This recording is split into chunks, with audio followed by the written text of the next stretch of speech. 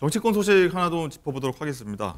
장가희 기자, 김건희 여사 향해서 날선 좀 비판을 해온 김경률 국민의힘 비대위원이 어제는 사실 조금 좀 두둔하는 듯한 또는 좀 다운시키는 듯한 한동훈 비대위원장 역시 그런 모습을 보였거든요. 그렇습니다. 명품백 논란과 관련해서 마리 앙투아네트를 언급했다가 또 사과를 해야 한다고 언급했던 김경률 비대위원이요. 어제는 조금 다른 목소리를 냈습니다. 바로 이 도이치모터스 주가 조작 사건, 김건희 특검법을 촉발한 이 사건이 이미 밝혀진 건 다 밝혀졌다라고 한 겁니다.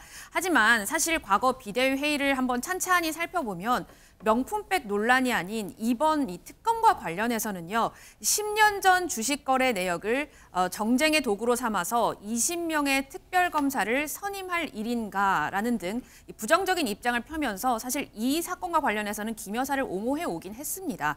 그리고 한동훈 위원장은 어제 제가 김건희 여사의 사과를 얘기한 적이 있던가요? 라고 언급을 했는데요. 네. 과거 국민의 눈높이에서 봐야 한다든가 국민이 걱정하실 부분이 있다라고 말했던 때와는 좀 온도차가 보이기도 했습니다. 네, 정호김 의원님 일단 온도차 장가희 기자가 브리핑하면서 얘기하셨는데 기류변화, 온도차, 한동훈 위원장의 변화 있다고 보십니까? 어떻게 좀 해석하십니까? 그걸 판단하기에는 너무 이른 게 아닌가 생각되고요. 대통령실도 그렇고 당도 그렇고 가장 중요한 건 총선이라는 걸 모르지 않을 겁니다. 그렇기 때문에 일단 지금 김경률 비대위원에 대한 여러 가지 주장들이 나오고 또 대통령이 요번에 그 모 언론을 통해서 대담을 할지의 여부가 아직 결정되지 않은 상황 아닙니까? 그렇기 때문에 그리고 한동훈 위원장도 지금 구체적으로 어떤 대안을 제시한 상황은 아니고 국민 눈높이를 얘기한 거잖아요. 네. 그래서 이 부분에 대해서는 예단하기는 이르고요. 좀 지켜볼 대목이라고 생각하고 김경률 비대위원 같은 경우도 지금 도이치모터스와 관련해서 얘기를 했지 지금 그 명품 백과 관련해 가지고 자기 생각을 바꾼 건 아니지 않습니까?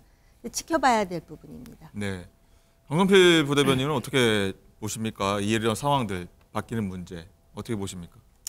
먼저 그 한동훈 비대위원장과 김경률 비대위원은 대통령실에게 시간을 준 것 같습니다. 그래서 완급 조절에 들어갔다고 볼 수 있고요. 예. 차후에 대통령실에서 어떻게 대응하는가에 따라서 2차, 3차 충돌도 있을 수가 있습니다.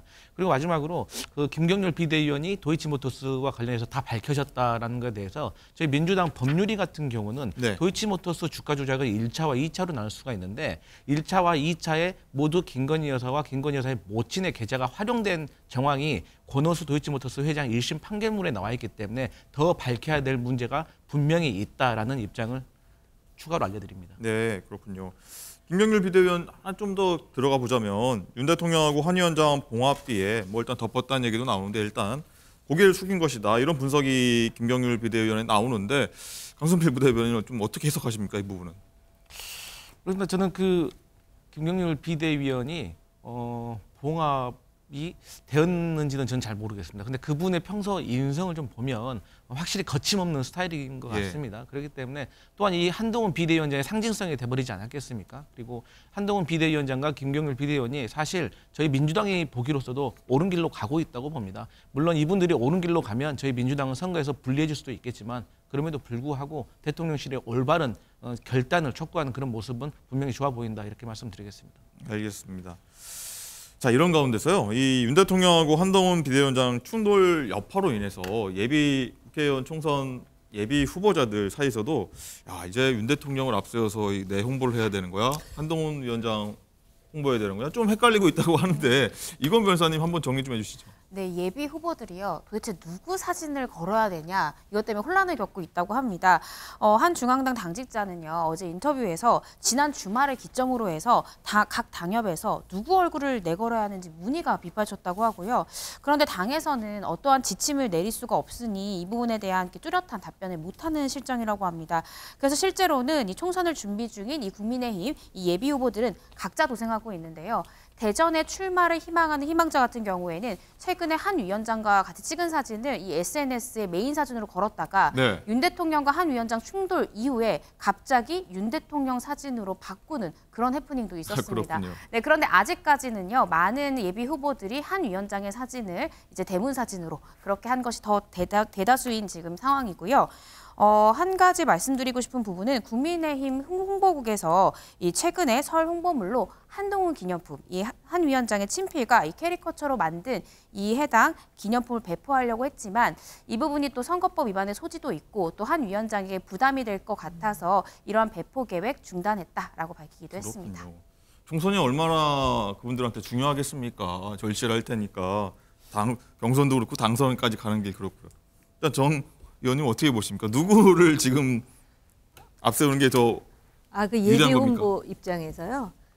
저는 사실 예비 후보들 입장은 별로 관심이 없어요. 누가 되든 후보가 돼서 잘 싸우기를 바라는 거고요. 네. 단지 지금 윤 대통령과 한동훈 위원장 간에 긴장 관계가 있다는 거잖아요. 심지어는 이제 디커플링 될 가능성. 네. 이거는 그 윤 대통령과 한 위원장의 감정 상태와 관계없이 당으로 볼 때는 굉장히 유리한 거예요. 왜냐하면 당정 수평 관계, 그다음에 이 선거를 이재명 대 한동훈의 관계, 그렇게 만드는 것이 더 많은 국회의원을 뽑게 되는 하나의 계기가 될 수 있다라는 점에서 크게 봐야 된다고 생각을 해요. 강선필 부대변인은 요거 이 국민의당 상황, 네. 이 어느 쪽으로 내 얼굴을 같이 붙일 것인가 이런 상황 어떻게 보십니까? 그러니까 윤 대통령으로 할 것인가 한동훈 비대위원장을 할 것인가는 객관적인 수치로 봤을 때 대통령의 지지율과 정당의 지지율 차이라고 볼 수가 있습니다. 그러니까 대통령의 지지율이 낮아도 정당 지지율이 높은 이유는 이 한가족 이론이라는 게 있어요. 엄마, 아빠, 아들, 딸이 있는데 이 네 명이 모두 국민의힘 지지자입니다. 하지만 네. 누구는 윤석열 대통령을 좋아하고 누구는 윤석열 대통령을 싫어하는 거죠. 같은 정당 지지자라도. 그렇기 때문에 이러한 것은 각 후보자가 그 선거를 치러야 하는 그 지역 구도에 따라 달라질 거라고 보고 있습니다. 다시 한번 묻겠습니다. 정 의원님은 어떤 선택을 내리시겠습니까? 출마하신다면? 그러면은 일단 한동훈 위원장 사진을 하고요. 네. 그다음에 그 TK 지역에서는 또 윤석열 대통령 사진도 하고 어쨌든 예비 후보에서 후보가 돼야 될 거 아니에요. 예. 예, 그 개인의 어떤 이해 관계에 따라 그런데 제가 그 개인적인 이해를 말씀드릴 입장은 아니고 당 차원에서 승리를 위해서 할 수 있는 구도를 말씀드린 알겠습니다. 거예요. 강성필 부대변인 손 들으셨습니다. 네, 아주 쉬운 문제입니다. 예. 한동훈 비대위원과 윤석열 대통령 그리고 후보자 얼굴을 같이 내면 될 것 같습니다.